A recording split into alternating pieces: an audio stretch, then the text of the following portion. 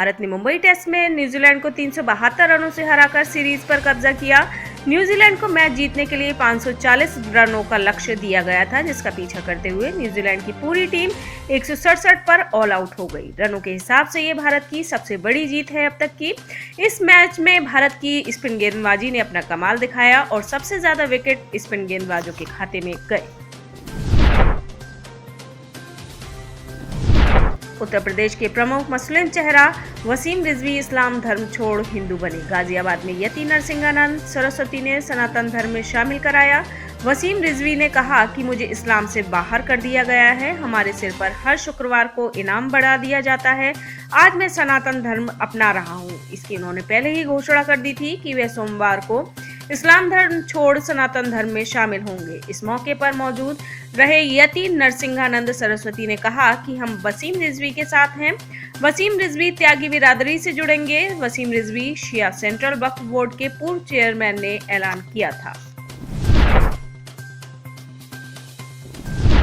दुनिया के 38 देशों में फैल चुका कोरोना का ओमिक्रॉन वेरिएंट अब भारत में भी तेजी से फैल रहा है। 4 दिन में ही भारत में इससे संक्रमित मरीजों की संख्या 21 पहुंची। 2 दिसंबर को देश में ओमिक्रॉन का पहला केस आया था और 6 दिसंबर तक इस वेरिएंट के 21 मामले सामने आ चुके हैं।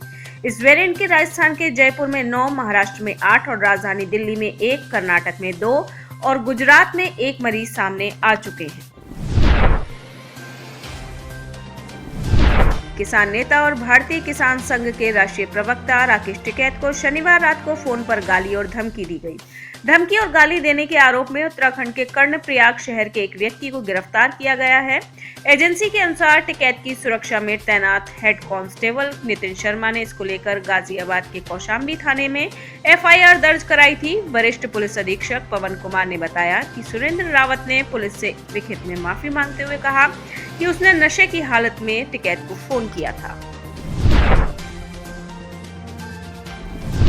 सिद्धू ने रविवार को दिल्ली के मुख्यमंत्री अरविंद केजरीवाल के घर के बाहर संविदा शिक्षकों की मांग को लेकर प्रदर्शन किया था। सिद्धू के इस प्रदर्शन पर जब राघव चड्ढा से सवाल किया गया तो उन्होंने कहा कि मैं पहले भी कह चुका हूं कि सिद्धू पंजाब की राजनीति के राखी सावंत हैं। वो जानते हैं कि ड्रामा कैसे करना है। उन पर गंभीर चर्चा करने की कोई जरूरत नहीं है। उन पर कुछ कहना भी बेकार है और मैं उन्हें सीरियसली नहीं लेता। पंजाब की कांग्रेस सरकार को घेरने के लिए केजरीवाल ने वहां के संविदा शिक्षकों का मुद्दा उठाया था और उनकी मांगों को लेकर प्रदर्शन भी किया था। हिमाचल प्रदेश ने देश में कोविड-19 टीकाकरण को लेकर बड़ा मुकाम हासिल किया। राज्य में 100% वयस्क आबादी को कोरोना से बचाव के लिए टीका लगाए जा चुके हैं। सरकार के प्रवक्ता ने कहा कि राज्य के 53,86,393 वयस्कों को कोरोना से बचाव के लिए वैक्सीन की दूसरी डोज लगा दी गई है। उन्होंने कहा कि हिमाचल प्रदेश में अगस्त के अंत तक 100% वयस्क आबादी को पहली डोज भी लगा दी गई थी। झारखंड में धनबाद के जज उत्तम आनंद की मौत का केस लॉजिकल एंड तक नहीं पहुंच पा रहा है। उत्तम आनंद की मौत एक ऑटो से टक्कर के बाद हुई थी। ये हादसा 28 जुलाई 2021 को हुआ था। इस घटना के सीसीटीवी फुटेज के वायरल होने के बाद हंगामा मच गया था। केस की जांच के लिए एसआईटी का गठन हुआ, लेकिन 2 आरोपियों की गिरफ्तारी के बावजूद पुलिस के हाथ कुछ नहीं लगा। इस मामले को सुलझाने के लिए सीबीआई एक बार फिर से आरोपियों का नार्को और ब्रेन मैपिंग टेस्ट करवाएगी। देश में बढ़ती महंगाई और पेट्रोल डीजल के दाम को लेकर आरजेडी नेता तेजस्वी यादव ने बीजेपी और मोदी सरकार पर निशाना साधते हुए कई व्यंग्यवार छोड़े। तेजस्वी यादव ने कहा, बीजेपी के लोगों को अब महंगाई डायन नहीं भौजाई और महबूबा नजर आती है। इस मुद्दे पर कोई सवाल जवाब नहीं करना चाहते हैं। उन्होंने ये भी कहा, बीजेपी के लोग महंगाई को उचित करार देते हैं और हर चीज को राष्ट्रहित और हिंदुत्व के मुद्दे से जोड़ दिया जाता है। पाकिस्तान के रक्षा मंत्री परवेज खट्टक ने सियालकोट में श्रीलंकाई नागरिक की लिंचिंग को लेकर कहा है कि इस घटना को अंजाम देने वाले लड़के जवान थे। वो जोश में आ गए और ये हादसा हो गया।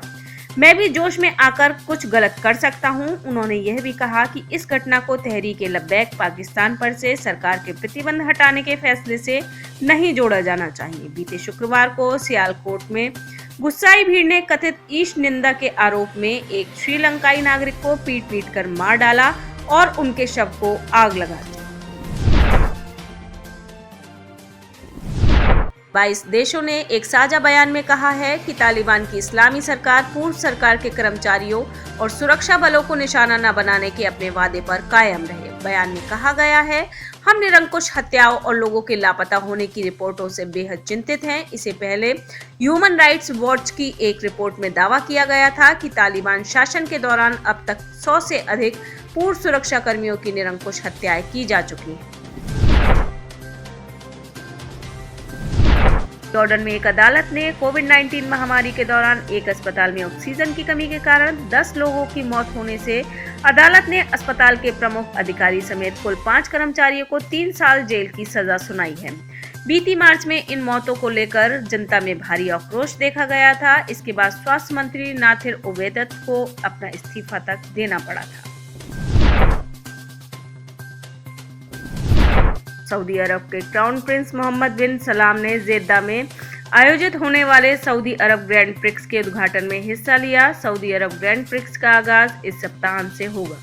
इसी ग्रैंड प्रिक्स में भाग लेने formula 1 championship leader Max Verstappen सऊदी अरब पहुंचे और रविवार को सऊदी अरब ग्रैंड प्रिक्स की शुरुआत ग्रिड पर वो तीसरे स्थान से करेंगे। उनकी टीम रेड बुल ने क्वालिफाइंग क्रैश के बाद खिलाड़ी के गियरबॉक्स को न बदलने का विकल्प चुना है।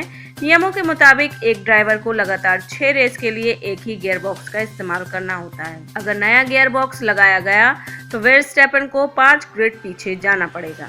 आप इस खबर के बारे में क्या सोचते हैं, हमें कमेंट सेक्शन में बताएं। साथ ही ब्रह्मास्त्र न्यूज को सब्सक्राइब और शेयर भी जरूर करें।